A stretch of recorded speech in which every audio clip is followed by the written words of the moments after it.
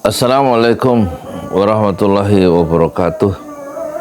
Saya Yudi Pramuka, tukang donat dari Parung, YouTuber tertua di semesta. Alhamdulillah, wassalatu wassalamu ala rasulillah. Nggak biasanya ya saya bikin video habis sahur ini, harusnya siap-siap sholat subuh. Jadi pengumuman KPU semalam itu nggak ada yang mengejutkan karena sudah diperkirakan ya oleh semua orang angka itu. Jadi bukan persoalan angka ya. Ini persoalan yang jauh lebih serius dari angka. Orang mempersoalkan proses pemilu yang sekarang itu bukan angkanya sebenarnya. Jauh sebelum pemilu 14 Oktober orang sudah bicara soal masalah negeri kita yang hukum ditabrak, etika ditabrak, dan suara itu merata dia di dewan guru besar, di kampus-kampusnya, sejak dari mahasiswa sampai di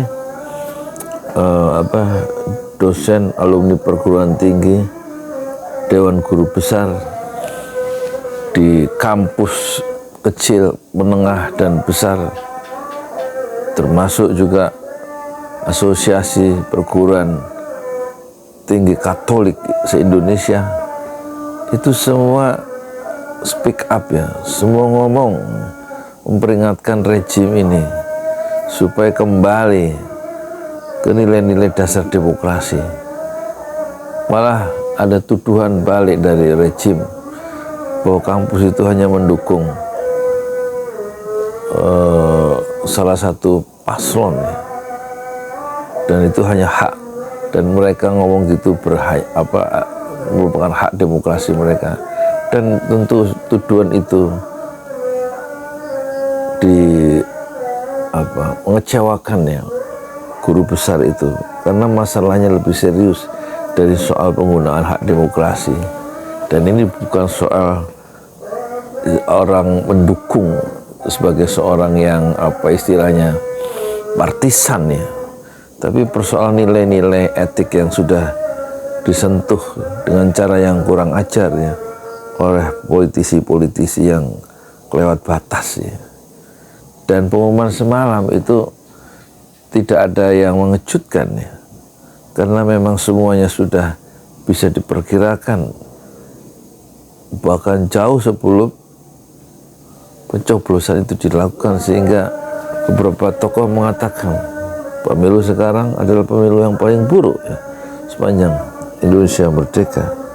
Ada yang istilah brutal dan istilah-istilah yang semacam stigma negatif ya, kepada penyelenggara pemilu yang betul-betul tidak independen, yang betul-betul memperlihatkan kecurangan dan segala macam negatif yang muncul.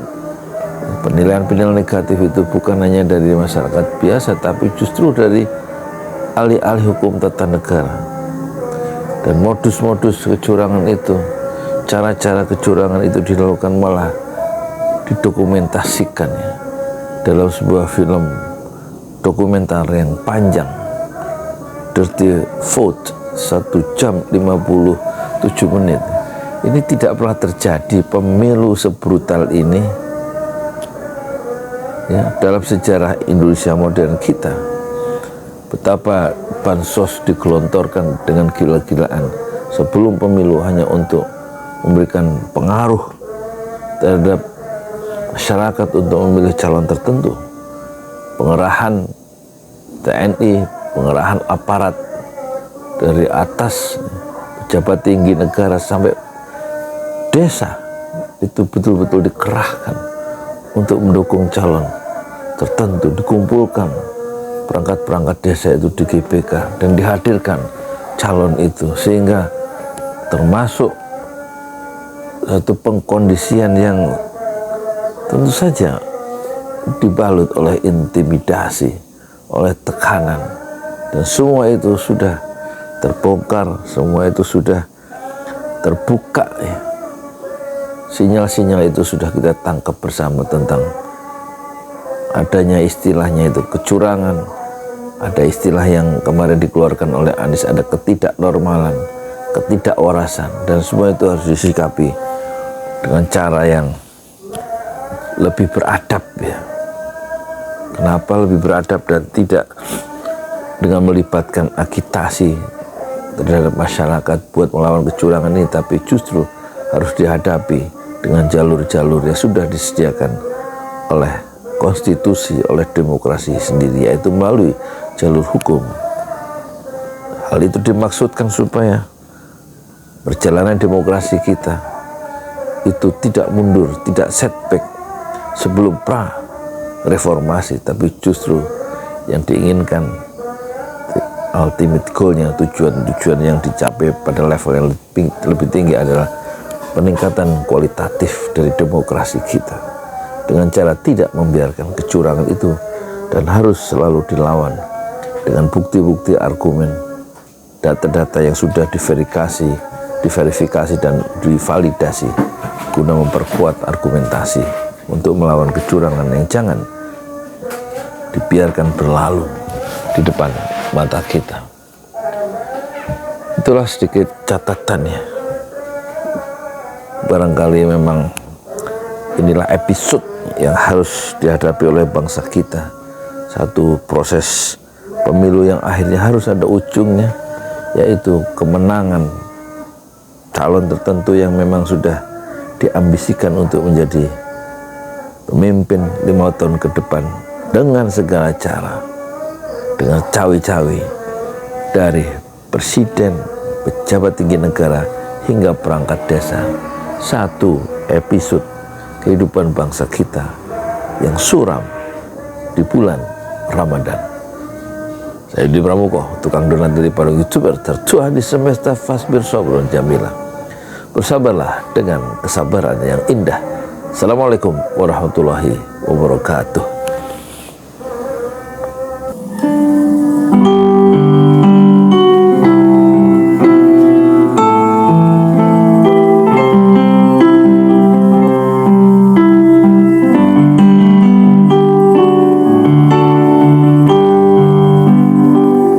Tanah air ku tidak lupakan, kan terkenang selama hidupku. Biarpun saya pergi jauh, tidak akan hilang dari kalbu. Tanahku yang ku cintai, engkau ku hargai.